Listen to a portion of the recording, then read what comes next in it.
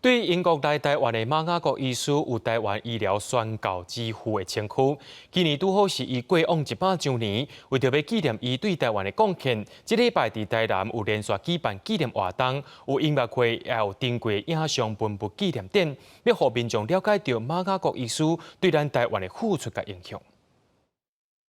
伊就是马雅各医生，伫156年前来到台湾，因为有伊，台湾才开始有西医病院、台语罗马字教学。训练台湾人做医生，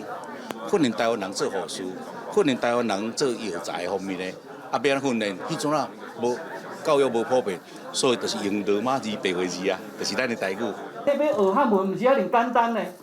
所以就想到这无简单的字，变怎互这个语言咱较简单？所以就用罗马拼音，有无？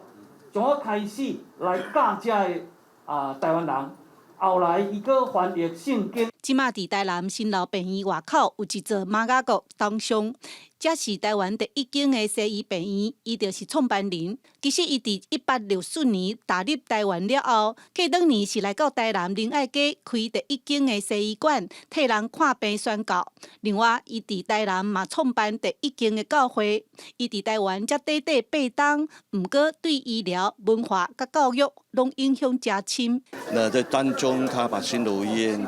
带起来，那他把西方的一些